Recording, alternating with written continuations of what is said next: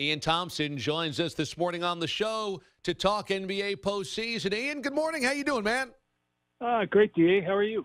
I'm doing great. It is so good to have the NBA playoffs here. Already got some early cool stuff going on. And, you know, right now, obviously, a lot of attention centering around LeBron and what happened in Game 1 to the Cleveland Cavaliers.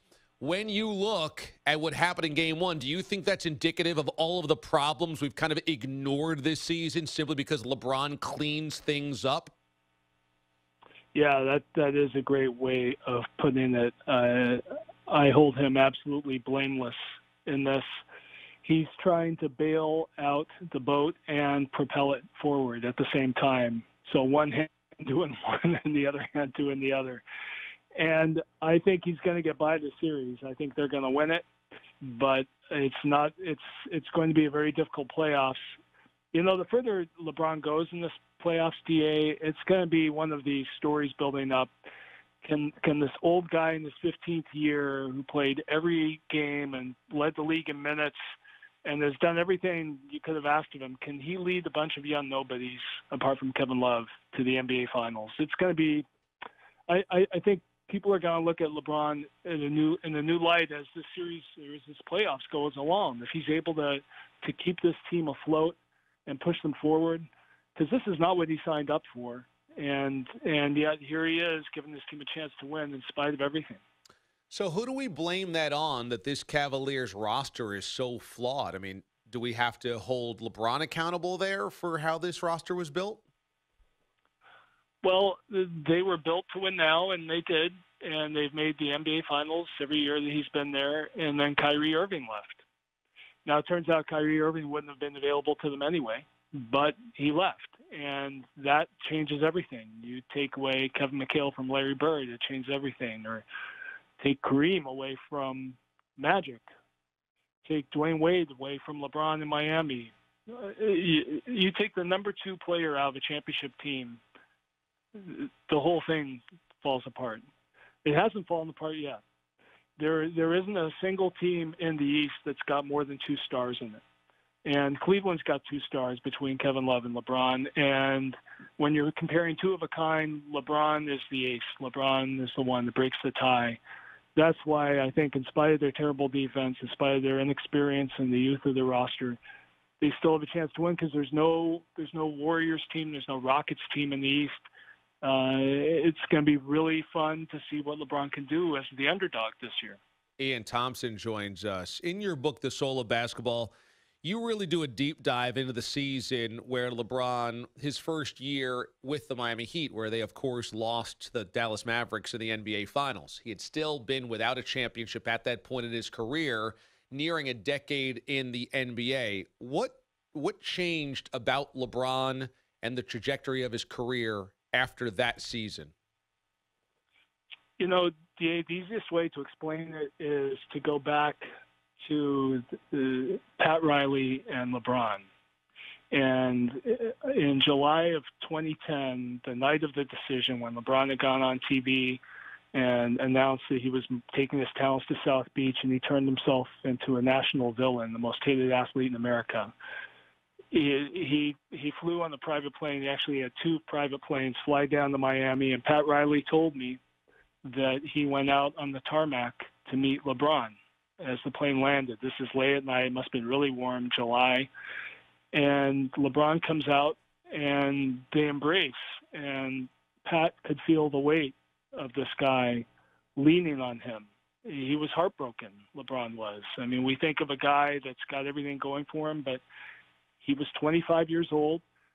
He was supposed to be the chosen one, the next Jordan. He's a guy that likes to please people, and he just read the letter on the plane flying down from Dan Gilbert vilifying him. Dan Gilbert, 5 days earlier, tried to recruit LeBron by telling him how much he loved him, was now saying that he was a loser and a fraud and they're better off without him and all this stuff.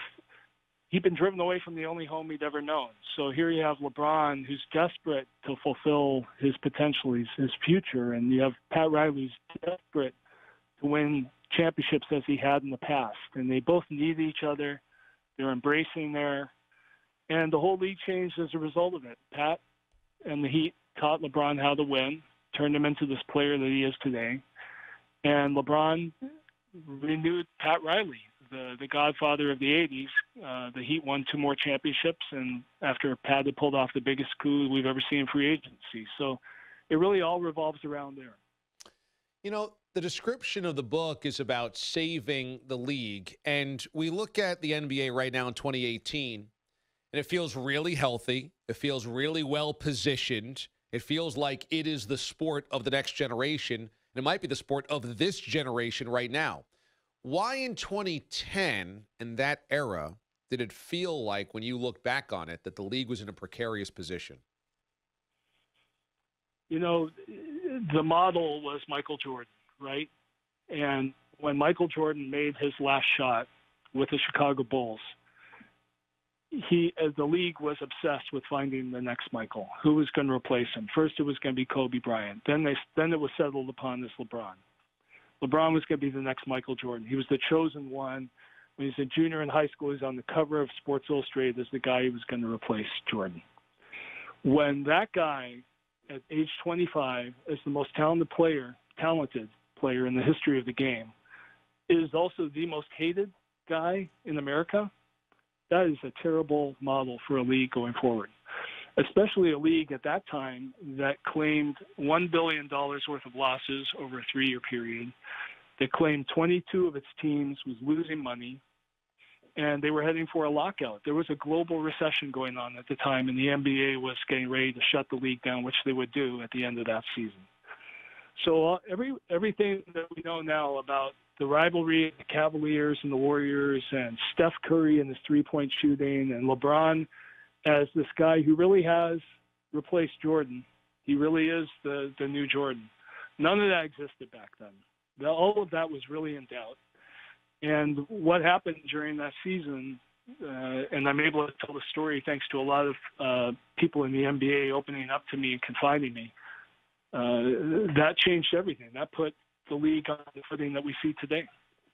Ian Thomsen joins us here on the show. And so now the league is well-positioned, and the league seems to, as you've alluded to in the book, kind of have a confidence about its symbolism, its place in society. What is that symbolism? What place in society does the NBA want to occupy? You know, it's just so funny to think of the NBA is still such a young league. It started right after World War II, and it's such a young sport. It's really only beginning its second century of existence.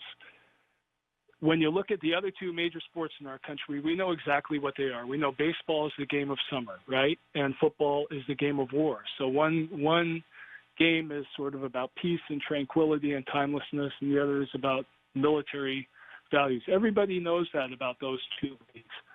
Basketball was too young to have its identity explained. And as a result, I think, and David Stern tells me this in the book, and he didn't like it at all, but he had to accept the way basketball and the NBA were seen. It was seen as the black sport. And that's just a terrible way of looking at a sport that is, in fact, colorblind. I mean, the NBA is a melting pot league. Players from all over the world, all colors, all religions, all cultures, all shapes and sizes. They come here, and when you watch an NBA game, you're watching the melting pot. You're seeing guys from everywhere having to get along, make it up on the fly, and make it work among each other, form these little communities. And so when Dirk Nowitzki went on to win that championship in 2011 as an immigrant, a guy who came here really not knowing anything about the NBA and building himself up and learning the American game as he did, he really spelled out the NBA, or basketball, I should say, as the sport of the American dream. It's a sport for everybody, and it doesn't matter where you came from. You can live out this dream. You can live it out on your own terms. Doesn't mean you have to be a champion, but there is a role for you on the basketball team if you're willing to work hard enough. If you've got the talent, it's a thing of merit. And so I think that season and that struggle between Dirk and LeBron helped basketball come up with an identity that it hadn't had before, that flies above race. And basketball, to me, is now the sport of the American dream. Ian Thomsen, longtime NBA writer has written a book named The Soul of Basketball, the epic showdown between LeBron, Kobe, Doc, and Dirk that saved the NBA. Check that out. Hey, before I let you go, you might be writing a book one day on this Golden State Warriors team. And so right now they lead 2-0 in their series. Do you think in a Western Conference Finals at full strength with Steph Curry back that the Rockets have the ability to be able to take down this Golden State Warriors team? They have the ability for sure. I don't think they will. I remember very well, you do too, DA, and there are a lot of examples. This is just the only one I'm pointing at right now, but there are a lot of examples of this. The 2010 Boston Celtics had been around for a while. They've been contending for a while, and they just looked awful. I think they were a 500 team over their last 54 games in the regular season. Danny Ainge himself, who put together the team as a team president, he thought they were done. He didn't think they had a future left. They flipped the switch, and they went to the NBA Finals, and they feel to this day they should have won Game 7 at LA to win the championship.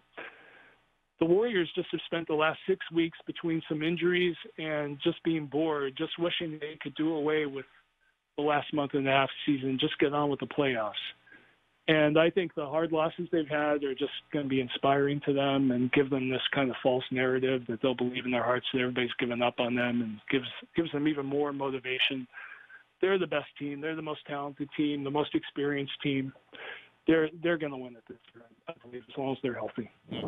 Ian Thomsen, The Soul of Basketball is the book. The epic showdown between LeBron, Kobe, Doc, and Dirk that saved the NBA. Check it out right now on Amazon and other places books are sold. Ian, it is always great to catch up, buddy. Thanks so much. We'll do it again here soon.